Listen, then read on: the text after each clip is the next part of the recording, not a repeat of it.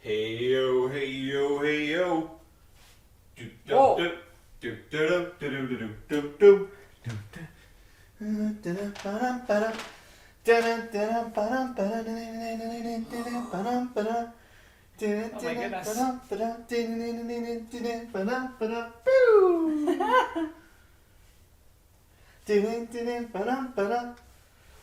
You like the you don't like the disco party lights? Not Is it too today. much? Not today. Maybe. Okay, we'll leave it on regular. I think I'm just used to the. The slow strobe lights. Yeah. The fast strobe is a little too quick. We still got to come up with an intro. We're working on it. Cheers. Cheers. Welcome to the bar. Welcome to the bar. We're working on that intro. We haven't got it. We're down. working on the working. We'll be working on an intro for a while for this thing, I feel like. Might take us a bit of time to get a good intro. But, whatever. It is what it is. Well, you've delved into a project. Yeah. And you've got tunnel vision. I'm kind of like into coincidences lately. Like how things happen just by coincidence. Like when you're doing one thing and then another thing just kind of happens and it's like a good coincidence, but it's something that you never thought would work. Kind of like when you start doing one thing and then something else happens that it's like unforeseen and like whatever, but it's like a good thing. It's like a good coincidence of like this other thing that happens because you were doing like two different things, but something happened that you didn't expect while you were like opening something, or you know what I mean? It was just a coincidence that those two things came together and worked out or worked good or worked right. It's like those coincidences that are good that happen that are unexpected, and maybe you don't know if it's going to work or not, but it's a good coincidence and then it just pans out for you and then it just works. It's like a coincidence that you opened that thing while that other thing was going on. Are you still talking about the thing that you were just talking about? Yeah. I'm talking about like you can use it in a lot of different ways, but for me it was just like a weird kind of music-y thing that I had opened one thing and then I didn't think it was going to work with something else, and then it was a coincidence that it even had sound, but then these two sounds came together and it worked out really well. It was like this strange coincidence, but yet it just like panned out, and I'm kind of like into that, like just how things happen that are, you know, when you're doing some stuff and then like, is it a coincidence that this like thing happened while, you know, you were trying to do something else, but then it turned out good? Like, you know what I'm saying? It just kind of, I don't know, it just kind of works out sometimes. You know what I'm trying to say with coincidences though, when that happens? I'm having a hard time following. But it might just be me. Oh, maybe. I don't know. Like, I know what you're speaking of, but I feel like I need another example. Yeah, well, I'm stuck on that example, so I don't know if I really have another one. Okay, so by coincidences, you just mean the one coincidence that just happened. Well, yes, that one did happen to me today, the coincidence. But I'm just saying, like, there's general coincidences that happen as you're just doing stuff. And, you know, some of them you're like, huh. And they kind of make you think about, like, something that you've never even, you know, seen before, or think of something differently. You know what I'm trying to say, though? Yeah. It's like a coincidence that kind of makes you like think of something differently, or you end up in like a different place with a project or something because of some coincidence. You can probably use it on building stuff too, like even building houses, or maybe, I don't know, but you can use that kind of theory or coincidence-ness towards other things. Even maybe playing a board game or something like that. What would be the coincidence? I don't know, say you only had a few boards left and one was a little too short. But then it was a coincidence that, you know, it actually worked out better than you had originally planned because you wanted to make it longer, but it actually fits better shorter because it gives you more room on the other side or something like that. Is that a coincidence, though? Yeah, well, it's kind of like... I don't think that's a coincidence. Yeah, it's kind of like in the ballpark. Kind of like... I think it's like in the ballpark. I just tried to make up an example on the fly. But isn't a coincidence like when something happens that's unexpected that leads to something else. It's a coincidence. I don't know if it necessarily leads to anything though. Like when you say like, oh, that's a coincidence, it's like that is a hard thing to come up with an example for. Yeah, like what's a coincidence to you then? A coincidence is like if I'm going to the mall and I'm meeting my friend at the mall, and then we both show up at the mall wearing red pants. I'm like, oh, that's a coincidence. Yeah, no, that's actually a good example. That's a good example. You didn't have it planned, but it just worked. It would just work that way. It was just It was just something that happened that wasn't planned, and then it just happened that way, right? Mm-hmm. And it just happened to be a coincidence that you guys both decided to wear red shirts that day, or whatever. You know what I mean? Yeah. But like, you can look at it in the aspect of like, yeah, maybe that's more of a fluke than a coincidence. Yeah, it's a fluke.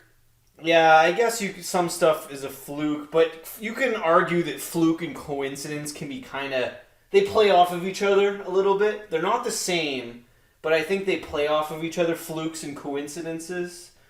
Like, when something happens by fluke, it's more random, but a coincidence is kind of like, yeah, you had a good example, I guess. But, I mean, at the same time, like, a coincidence that, that worked out for you better is also a way to look at it, too. So, I mean, I'm not wrong in saying that when things happen that are unexpected and they work out for you, it's a good coincidence. Yay. I guess that's all I'm trying to say. Okay. But I think I'm into, like, lately I've been into just, like, when you're doing something and then just, like, something unexpected happens, but a lot of times, like, you think it might be a bad thing that's going to happen, but sometimes it's, like, an unexpected good thing that happens while you're just trying to do something, you know what I mean? Mm-hmm. And that's, like, it could be a great coincidence. A happy accident? Yeah, a happy accident, good coincidence, whatever you want to call it. I still don't think coincidence is the right word in this instance. Yeah. I guess, like, maybe that example is more of a fluke situation, but it's a fluke that pans out in the right direction, kind of sets something good, makes a project move along in a different way, but I don't know. Anyways, I've just been kind of into the vibe of, I really don't know where to go with this. I'm sorry. I'm just saying, I'm into the vibe of, like, when you're doing something and then unexpected things happen, but they're good and they lead to something else. I guess that's all I'm trying to say. That's all I'm trying to say. I'm not getting too complicated with it. I've just been, like, doing things, and then, like, good things have been happening off of what I've been doing without planning it, I guess. And it's been happening a lot, so that's pretty cool. That's good. Yeah, it's been pretty good. Like, when you're doing something and then you get this good thing that happens and you didn't even really think that was going to work or something like that. Like, so yeah, I've been really into that, like, vibe. That's cool. So it's been good. Yeah, it's been good. That's cool. Yeah. Anyways, that's what happened to me today and what I've been feeling. So, yeah, that's how I felt like, just saying that. Cool. How's your cosmic energy these days? Well, is it cosmical? I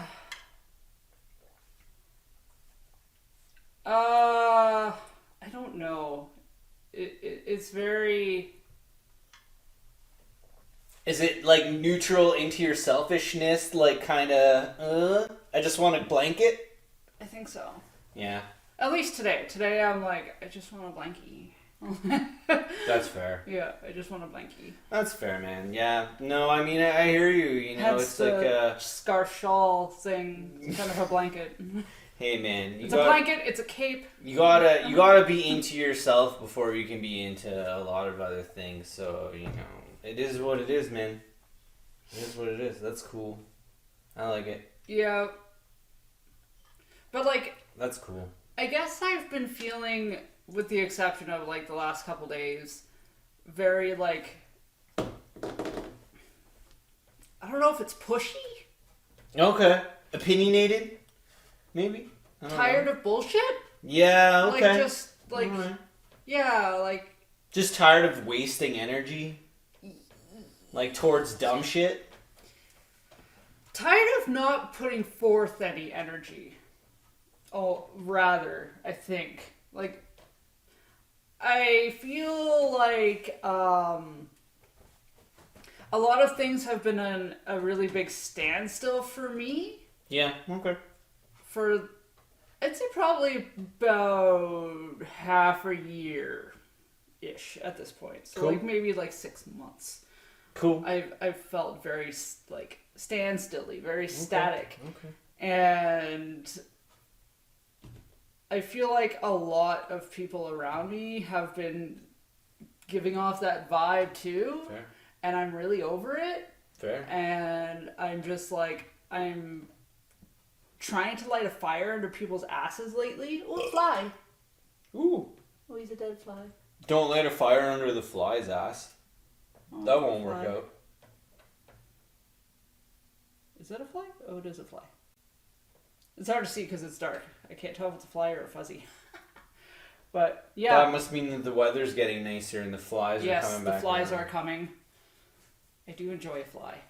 But yeah, that's been like my I don't know, I just like maybe it's that Aries energy that's coming in, but I just like ooh, I'm so tired of people just like sitting on their asses and like not doing anything or like not giving a shit about how they affect other people or like not even just necessarily people or things or anything, like just people not thinking that they affect anything else around them. I'm really sick of it lately. Yeah, like when you're around people that's just you're not feeling that vibe, obviously. Yeah, I just feel like people have been fair. I don't know, very like hands off, like very like Just full of words, but not really like backing anything up with much. yeah. Just a lot of talk, very a lot of talk, very little action, really. Just pretty wordy. Like busting some Elvis, like a little less conversation, a little more action, please. Fair. That's my headspace lately. Okay, yeah, no, that makes sense. With the exception of the last 2 days.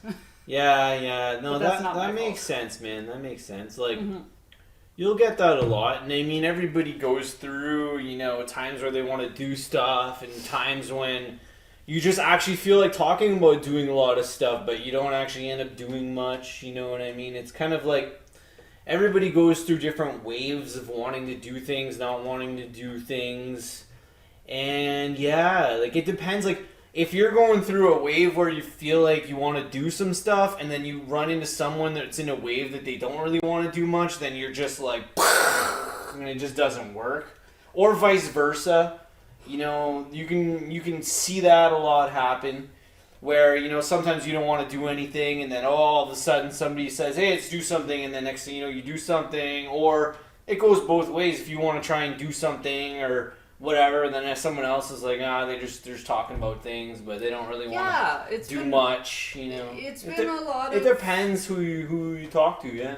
And like a lot of planning for the future seems to be coming out of a lot of my conversations lately with other people. Cool. And how like a lot of people are like, okay, well, we're not going to do anything right now because in a year from now, this is going to be happening. Fair. And then you're just like, well, I'll sit on my toadstool and wait for the year to pass? Yeah. You know what I mean? Like, I just... Just too much, like, yeah. Like, why don't we just do something right now instead of, like, yeah. Yeah. No, I hear you, yeah. A lot of times you can see that in a lot of different places, but it's important to just be in the moment, that's all you ever have, so it's, you gotta plan a few things, but yeah, just be in the moment too, just be here, with whatever. Yeah. Your violin or your, cello or your upright bass.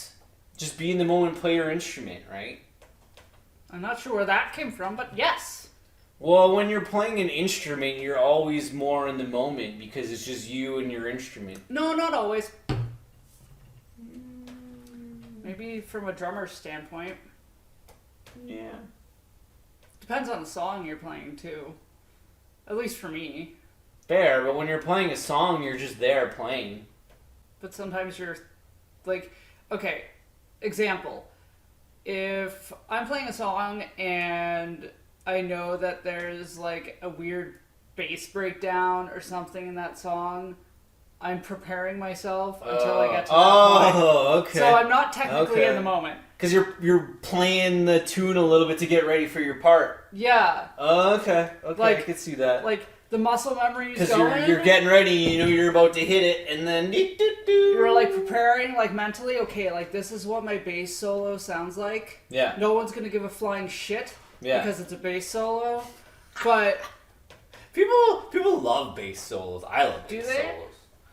I love do bass people solos. love bass solos? I love bass solos. Yeah. I love good I bass love bass solo. solos too, but that's because I Yeah. play bass. Oh, fair. Okay. So, That's fair. can I even say that anymore? Yeah. Yes, I still can. Once you I just don't play as often. I think once you play an instrument over a certain amount of time, you can say that you're always able to play that instrument, even if you don't get as good because you're not playing it as much. That's fair. Do you think like there's certain like levels to it, like an instrument to say that you still play it? Like anybody can pick up a guitar and strum a string, but like, well, you have to know chords, I guess, to be able to say that you can play it. Yeah. Right? Like anybody can just play it. Mm-hmm. But you know, if you walk up to it and you go ding, like you just played it. Yeah, but you're not. But you're not a guitar player. No. Yeah, exactly. You can play it, Yeah. but you're not a guitarist. That's what I mean. I can go on a sailboat and, you know, probably figure out how to get it floating a little bit, but I wouldn't call myself a sailor. No. You know what I mean? I wouldn't be like, yeah, I'm a sailor if I'm just on a sailboat and it's floating a little bit and I Yeah. can maybe use the steering wheel or something, you know. Speaking of which, that movie. What movie? The movie we watched last night, that triangle movie Mm-hmm. with the boat. Weird. Yeah. Whoa. We watch a lot of movies. I like movies. I like watching movies. I used to have a favorite style of movie, but I find that I'm kind of more open to what I watch these days. I'm not really pigeonholed into a certain type of movie. That's good. Yeah, I mean, what I watch varies a lot, so... That's good, because I think that music and movies are similar in that way, where it's not really good to pigeonhole yourself in music either. Yeah, no, it's true. So, but yeah, that one last night, like, confusing movies are confusing. Mm-hmm. But I like them because they make Yeah. you go like, I'm not sure I fully understood, but here's my theory It on makes you it. think, yeah. It's like, I don't know if I really fully understood what I just watched, but okay. And there's some movies you Sure. have to watch more than Fair. once to really get. Like Inception. Mm-hmm. Like Inception was one of those movies you had to watch it at least 2 or 3 times. Which is cool because it really makes you go like, what the heck? And then you try and figure it out, and then you're like, okay, what were they going for there? You know? But it really makes you like get into it. So I like it. Yeah. You know, a confusing movie is good. It's not that there's anything wrong with it, but a lot of times it's just like some of them are you're kind of watching or you're trying to figure out how they spliced it all together, and you're kind of like, As long as the acting is good. yeah, If the that's acting is true. bad in a confusing movie, then you kind of just want to True. hate yourself. True. You can't really have like, you know, bad acting and a confusing movie, and, Oh, and God. then like expect it to be like, you know, well received, like, you know. No. But if the acting is good, then the story can be confusing, and that's a good thing because then, you know, you're trying to figure it out as people are whatever doing their thing. Mm-hmm. You know, even in animation, it's confusing. You know, you're trying to figure out, but the characters are cool, but the storyline's a little weird, and you know, I feel like there's room in animations for more confusing storylines. Like there's some animations that are a little bit out there, but I feel like, you know, confusion in animation can go pretty far, but I feel like a lot of the storylines in animations are pretty straight lines, and geared towards kids, or which is cool, that's fine, and like fun, cool movies, and there's been a lot of great ones, but there hasn't been like an animation too much that's like confusing you or trying to like set you on some more plot twists like a lot. Like you think of animations and they're like A, B, C, D, E, F, and they all kind of follow the alphabet of movie lines. Yeah, but, like there's no plot twists. Yeah, it just goes from A to B to C to D. But like if you have like an animation that goes like A, F, B, D, and then it like flips around, Z, comes back, goes back to B again, flips you around a little bit. Yeah. Takes you through the alphabet, but like backwards and sideways, and then the plot kind of spins around. Mm-hmm. So I feel like there's room in animations, because there's been a lot of like you say, Inception. That was a confusing one. That was a really. But as far as animations go, like there's not really too many I can't that even have like. think of one that. That's what I'm saying. Like, animation, the technology, and the stuff we can do is great. But writing like a plot line that's a little confusing in an animation would be probably interesting. To try to like. And you can do so much with animation, right? Because it's endless on what you can do with the characters and how you can move them around and whatever. But yeah, it's there's room there. I think there's room to grow. There's room to grow in that. And animation world has room to grow. The storylines have room to grow for sure. And like, a good confusing animation. There's a pocket for confusing animations that hasn't been conquered yet. That's for sure. Yeah, that's for sure. There's a confusing animation pocket that we're working on right now, but I think someone's gonna figure that out. Confusing animation, how to create characters that you're kind of unsure of. Maybe they change a little bit as the movie goes on. Those characters that don't exactly stay the same as the movie goes along. That's hard to do with animation. Yeah, I guess so. Character development's always tricky. Especially because now, with animation, there's so many different people working on one thing. Fair. That it's hard to have that evolution, but still keep consistency. Yeah, I know what you're saying. Know what I mean? Yeah, I know what you mean. Yeah. But, I think it just comes down to... the animation is there. It ultimately comes down to the writing. The animation is where it is, and it's pretty good. Like, it's really good. Oh my god, yeah. Doesn't matter what studio you're working with or what animators are doing the thing. Like, we're at a pretty good time for animation. Like, we're at a really good time. This is a great time for animations. But it's an amazing time. It is, absolutely. The tools we have now, that people have created, and the animations that we can do, we're at an amazing time for that. Absolutely. I feel like there needs to be some evolution, though, now. Because of that. We've reached this... We've put the time into developing the animation tools to do so much cool stuff with animation. Now we gotta work on the writing to make it a little bit like a confusing more animation. Almost go back to basics. Yeah, with the writing-ness. Yeah. Yeah, I agree with you on that. Yeah, because we've pushed the pinnacle of technology so far. Yeah, it's very impressive. It is. It's bonkers. It's bonkers for sure. That I think we need to kind of let go of that and be like, all right, we pushed this envelope. It can hang out here for a little while. Let's go back to the storyboards. Yeah. And catch those up to where technology is. That's true. Get back on some, storyboards are always going to be going on, but focus more on the, what kind of weird stories can we cook up here? Yeah, because I think now and I'm just hypothesizing here, but I think now what happens is the storyboard process gets rushed through because directors and producers and whoever knows how long that animation portion takes because of all of the computer work. So they're like, all right, we only have a week to get the storyboard together because it's going to take 2 years to actually animate it. True, yeah. Where I think... That's fair.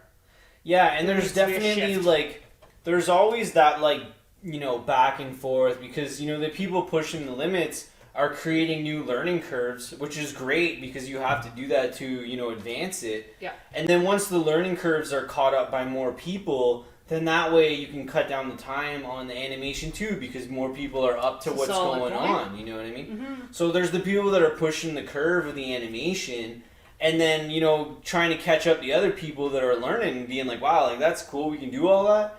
And then once you get more people that hit the wow, that's cool, we can do all that, then you got a bunch of people that are on the wow, that's cool, we can do that page, and then the time to do it is less because more people are already right there.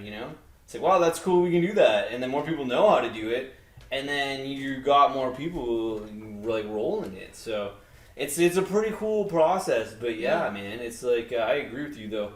Put a little more time into that and then it'll come back around, And do you think music's kind of the same way? Yeah. Where, we have all of this technology to use with it that now I find our lyrics are kind of crappy? Yeah. You can still rhyme like tube with boob and it's fine, that's great. But there's no like meaning behind songs anymore. Yeah, you can rhyme beer with beer and it's still good.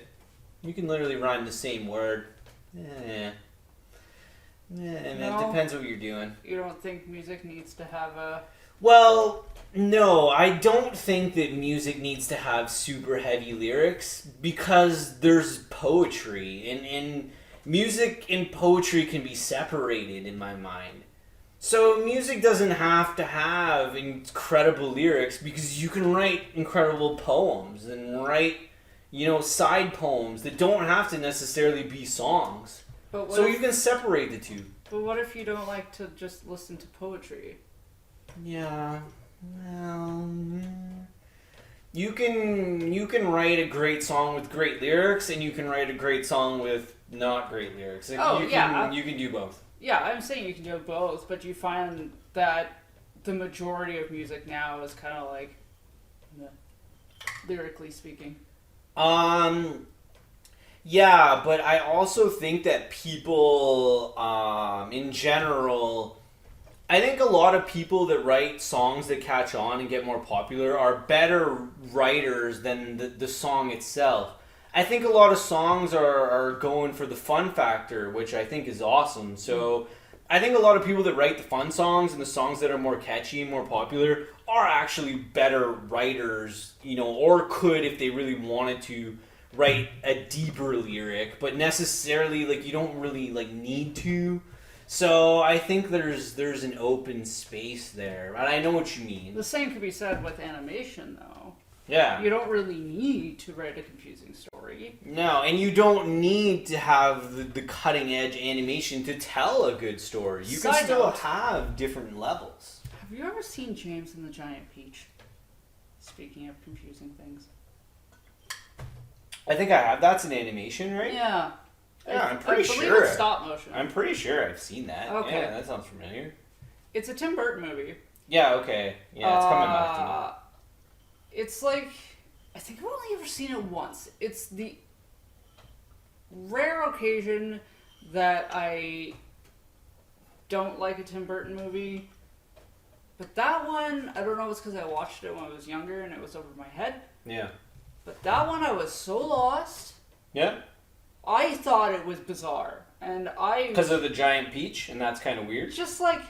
no, not even that. Just like the characters and like the story, and I think it's based off of a book. Cool. Actually, I think the book was written by the same dude who wrote Alice in Wonderland, so Whoa. maybe that's why it's so bonkers. Okay. But like, it felt so nonsensical to me, like beyond the nonsensical that usually exists in my brain, which is, That's fair. it goes places. I have to put that on a rewatch because I'm not too fresh on that one. Yeah, I gotta rewatch that one too. It's been years. Yeah, man. But I remember watching it and being like, what the fuck am I watching? Why is this peach so big? What's going on? Why is the peach so big and why is James rolling it up a hill? Shouldn't you just roll it down the hill? And then he becomes friends with a spider or something. Yeah. I don't know. I remember it being really bizarre. Yeah. Well, watch it again and then see where you're at on the next time you watch it, I I guess. believe it's on Disney Plus. Okay, yeah, cool. Yeah, check that out then, for sure. I think it was one of those movies Cool. that That's Tim Burton did when he had contracts with Disney. Oh, okay, yeah. It's, it's the world of evolving and revolving doors, man. It's, I think a lot of people these days would rather be independent and have their own thing going on than always have to, make phone calls to people that are running other things or whatever's going on, Fucking middlemen. Yeah, we're kind of creating this world where nobody really wants to, be the middleman and nobody, wants to, have that role. So we're kind of, we're shifting into this more, independent, thing, which I don't think it's bad. It's not bad. I think it's great, but I just, if you have to contact somebody to contact somebody else to contact somebody else to get a hold of it's you know what I mean though, there's so many just weird wasted there's a lot of wasted time in there is. It's there's wasted time and you gotta talk to this one to talk to that one to talk to Yeah. There's a lot of wasted time there and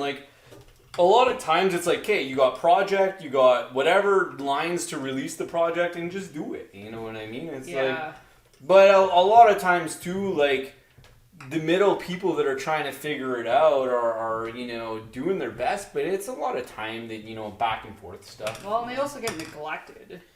Yeah. That's the thing, and I think that's why people don't want to be the middleman anymore. Nobody really wants to be the middleman. Yeah, because you do all the legwork and get no recognition for it. Yeah, and I mean, they're the people. And it doesn't matter who you are or what you're doing. No. You're just trying to do your best. You Yeah, know what absolutely. I mean? Ultimately. But at the same time, it's if you're not getting your shout outs or, you're not part of the bigger picture, then it's kind of weird. And then it becomes a game of telephone, too, when you have too many middlemen, right? Yeah. And then everything gets convoluted and distorted as it goes through all the people. And by the time it gets to who's ever at the top of that, human centipede, then I always love the example when you're a kid and then speaking of which, we need to watch the Human Centipede too because I haven't seen it. Oh, that'd be fun. Speaking of fucked up things, that'd be cool. Because the Human Centipede is the most fucked up movie I think I've ever seen in my life. Followed closely or maybe tied with Basket Case. That's cool. Not sure. That's cool. I think Human Centipede might win just because of the gross factor. But I heard the second one is even more messed up. Yeah? Which is disturbing. If you've ever seen Human Centipede, you know. But, yeah. Okay. Yeah. Fair. That's fair. But yeah, it's the story of you catch a fish and then the fish is this big and then the fish is this big and the fish is that big and the fish is this big and by the time the 10th person hears the story, the fish is the size of your body, right? So it's the same like that for a lot of things, It's the story starts here and by the time it gets down there, it's so wrong that it's it's not even where it started. Yeah. You know what I mean? Yeah. So, yeah, and I think even you were talking about at the start, even when you're talking to somebody face to face, if they're not having a good time or it's not going right, a lot of stuff can get lost just without even anybody in the middle. You and the other person, a lot of stuff can still get lost because you're not at the same frequency. Yeah, you're not focused on the same things, or you're talking about something different. You know what I mean? So you don't even need the people in the middle. You can actually have a conversation with just another person, and not everything is going to be remembered. Some things, by the time you do something else, some things will be forgotten. So it's just so weird how time kind of distorts, what you say, even just to another person. It's like when you go to a restaurant. This is like an irk. I gotta get over doing this irk thing. I gotta work on that. What irks you? I talk about irkiness a lot. Anyway, it's also a great word. Irk is a cool word. Irk is a cool word.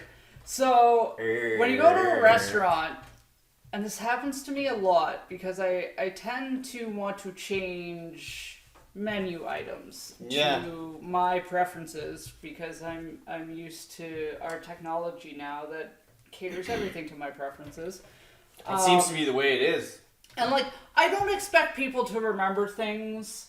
I really don't. No, we have pretty weird memories. I expect people to take necessary steps to remember things. At least try to.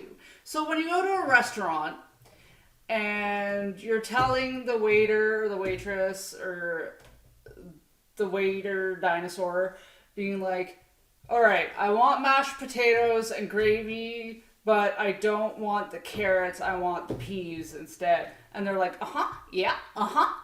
And they're not writing anything down, and you're at a table of 6 people, and you're looking at that person, and you're like, dude, you're not going to remember nothing. And I'm going to get my order, and it's going to be wrong. How many times? Yeah, like, I'm a fan of writing things down. Write shit down. I have, that's gone both ways, and I mean, like, but I think you got to write things down. But I know what you mean. Like, some people have memories that they can remember they have really good short-term memories where they can just pick up things and, do that and they have great short-term memories.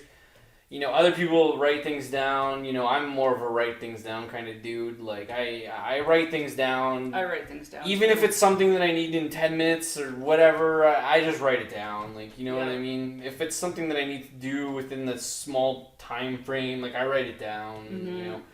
Details, stuff, it can get lost a lot. So if you're not writing down details, it's definitely the details, man. Like, if you're not writing that down, a lot of times it gets lost. And then it's like, well, you didn't get the right thing, This isn't the detail that we were looking for or whatever, Yep. I feel you on that for sure, yeah.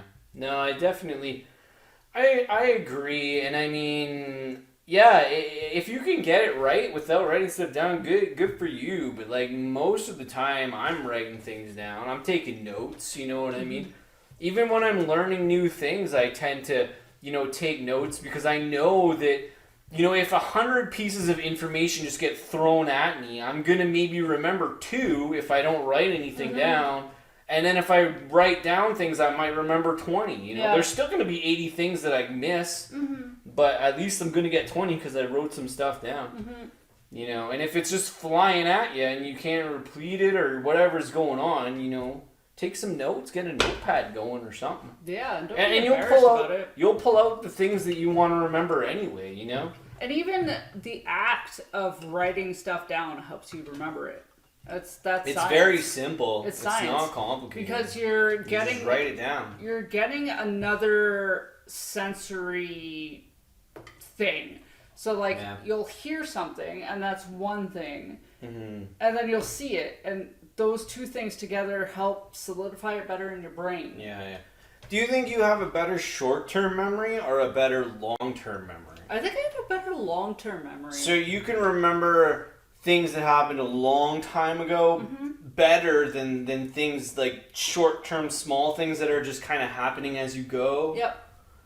Yeah. Like, I kind of feel the same way. Like, when I'm just chilling and I'm whatever, relaxing, I can remember long-term memories and stuff like that.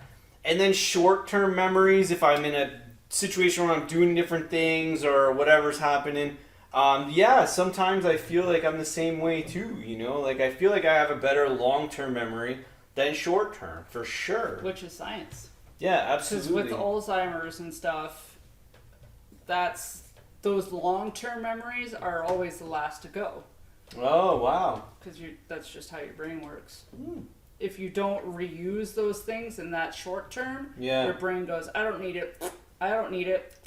And you just keep letting go of it. Yeah, it just gets rid of the information. Crazy. But the long-term memories, especially the good ones, are what you're going to remember at the end of the day. That's why, like, you'll see cool, really old people might not be able to remember the name of their daughter, but they'll be able to remember the name of their wife. That's cool. Because they've known been them with longer. them for such a long time. Yeah, even if their wife's dead or something. Fair. So if you're like 99, you're still going to remember, stuff from that period of time because it was with you for a longer distance of time. That's really neat. Yeah. I think to me, the most interesting part of science has to be like like memory is very interesting. It's creepy. How memory it's works. Weird. We memory don't even understand how it. memory works, how memory doesn't work. It's a whole like topic on its own. Like memories, you know. Yep. Why we just get rid of the bad ones and hold on to the good ones. You know, we ultimately don't always do that because the bad ones are still there, but we try to like navigate our way through life like not having the bad memories. Mm-hmm. It's like I think to me that's a person thing, right? Nobody really wants to remember the bad things that happen, even though they're still there. You know that happened. Maybe you got into a little car accident, a little fender bender, you know, something like that. You still kind of remember it, but you don't really want to maybe mess up your mirror or something. You don't really want to remember it, but it's there. You know, you still know that moment happened at some time. Mm-hmm. But you want to let it go because it's in the past and it's like, it's not important now. Time went by, your memories, like, I don't need to remember that. You know, but the time you had a really good time and with some friends or you were swimming in a pool and it was great or something, you want to remember all that, you know, and those are the good moments, right? Side note, I beat Jurassic Park for Super Nintendo. Yes. Congratulations on that. Thank you. I've been trying to beat cool, that game. This is a cool story. For like... Yeah. Tell the whole story. Probably it's a cool story. 20 years. I like that story. Is it a story? Yeah. Start from the top. I used to play this game called Jurassic Park for Super Nintendo. I'm sure some people have probably played it. I'm sure some people have. And if you ever have, you know that shit is hard. It's a tough game. It's really hard. You don't have an option to save it ever. So, yeah, that sucks. And you don't have a lot of health, so it's very easy to die over and over and over again. And the park is, like, the park map is fairly big and confusing, especially in the buildings. Like the ships and the utility sheds, and like sometimes it feels like you're going in circles. So we got the Super Nintendo for Christmas this year, and I'm like, okay, I need to go back and revisit this game because I have never beat it. I used to play it for hours when I was a kid, and like I couldn't figure out how to beat it because I would rent it and it wouldn't have the little instructional booklet, right? So I would just like kind of get lost in Fantasyland and just pretend to be Dr. Alan Grant and run with Gallimimuses and things like that because I was like 10. You're just running along. But yeah, so it took me, a week? I think, give or take, to beat this thing. I had to use multiple walkthroughs. I played I kind of like screwed myself because I played the first part of it just being like, all right, I'm going to play this until I beat it. But the thing with that game is you have to do things in a certain order or you can't do them. And then because all the computers in the game look the same, you can't figure out like which computer you can use to do the different things. Yeah. So about I'd say 2 days into playing it, I'm like, all right, I'm using my Google and I'm finding walkthroughs. Nice. And yeah, I bounced between two and a half, I'd say. 2.5 different walkthroughs. Nice. And also using Google Images to find maps of certain areas. That's sick. Like the raptor nest. Yeah. The raptor nest is bonkers. And yeah, I finally beat it. Super cool. I was pretty proud of myself, but disappointed with how the game ended. Because the last thing you need to do in the game is go to the helipad and catch the helicopter. So I'm thinking, I'm like, sweet, at the end of this, there's going to be a helicopter, like a really, pixelated version of the helicopter, like sitting on the helipad, and it's going to, like, take me away out of the island and it's going to play the song or something. It's going to be real cool. Oh no. You walk onto the helipad, which is essentially just the ground with a big white H on it. Basically. And then the screen fades to black and then it opens up the island and it spins with the Jurassic Park logo. It's like, congratulations, you have survived the island. Nice. And then it just shows you credits. And Yeah. that's it. There's no That's special music. That's how it ends. Yeah. That's That's crazy. it. Well, I mean, it's Oh, it's and fun. It's fun that you beat it though. That's amazing. I had gotten my amazing. high score above the highest Oh score. yeah, you told me that. Yeah. And then, like I said earlier, you don't have a lot of health. And if you lose all your men, like, you don't have to start back at the beginning, because there's really no beginning, but all your points go away. Yeah. And all my points went away That right sucks. before we beat it. Oh man. I was upset. You know, I got to like 6th or something. that sucks, but it's cool that you beat it. Mm-hmm. But yeah, Life I goal mean, accomplished. I think like it was a fun game, and it's fun to watch you play that game. And the weird thing is that like I don't know how they didn't program a save into it, so you had to leave the Nintendo on to finish it. Especially because there's like little. But I don't know what they're supposed to be. If they're supposed to I'm be not like sure. speakers or I don't something. know. But there's different, like, I'll just call them speakers. It Yeah. looks like one of those tall things with the speakers at the top, like loudspeakers. yeah. And like you can tap them in different areas of the park. Mm. And then when you die, you kind of restart from those areas. Yeah. So how simple would it have been to program in a save point? Pretty simple. I mean, especially if you know how to do that type of programming. It's I probably, mean, they built the game. it's probably not complicated. It's probably pretty simple. But at the same time, like I think what was cool is that you can see the high scores because the high scores are saved on the cartridge itself. Yeah. So you can see the other people that have played the game on that exact cartridge over time. Yeah. And that's pretty sweet. That is cool. Yep. Yeah. But like you say, you just died right at the end and you didn't get the top because you would have been number 1. I would have been number You 1. would have been number 1, but then you jumped a little too much. And it was the dumbest death.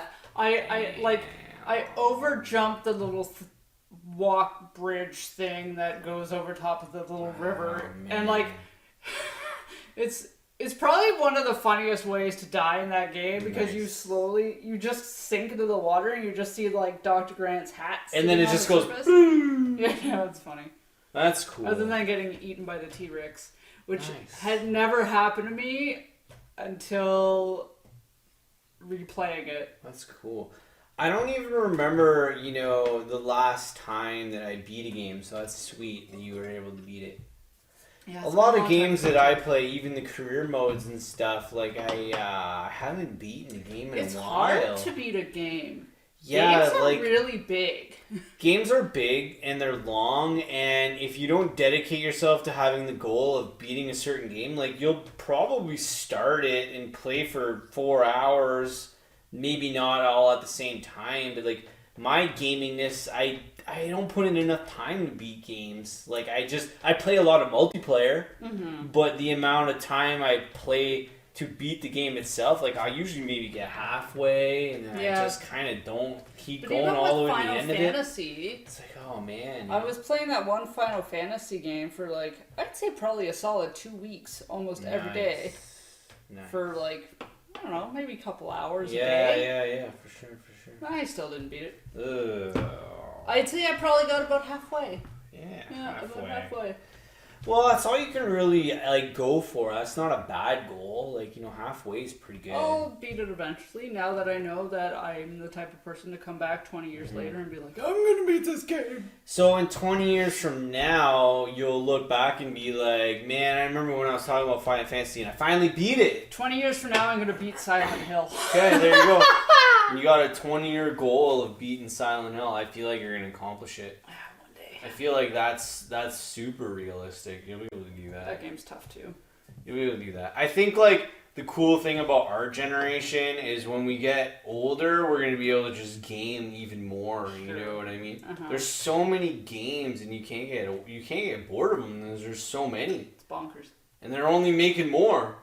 It doesn't even matter how you want to play them. So there's always something fun to do within a 2-second reach. So that's pretty cool.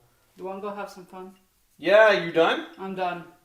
Alright, well that was a chill bar episode. Yeah, And, very different from last week's bar episode. Yeah, they all have But- their own little thing. I don't know. We never really plan anything. So. No, we don't. We kind of just come in and wing it. I think come in and wing it. That's always the best approach. I think as you get older in life, you realize you're just winging most things. So, you know, you might as well just come in and wing it. I mean, I feel like it just becomes a Chicken wing it. It becomes a daily thing, you know, when you're young, when you're old, you're just kind of going with the flow and winging it a lot. Whatever you're doing, you know, you have some idea, but a lot of times you're just winging it, you know. Wing it. Wing it, man. Just wing it. Chicken wing it. Chicken wing it.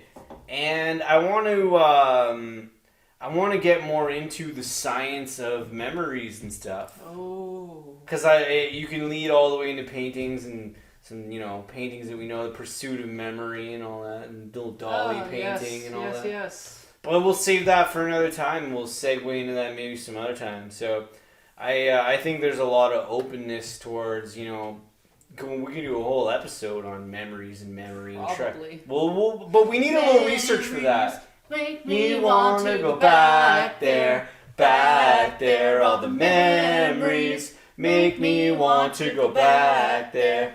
I want to be there again. Little Weezer. Memories make me want. Weezer is an amazing band. Yes. Probably one of my favorites, if not my favorite. Keep making music, Weezer. You're doing awesome. Yay! Woo-hoo! Bye!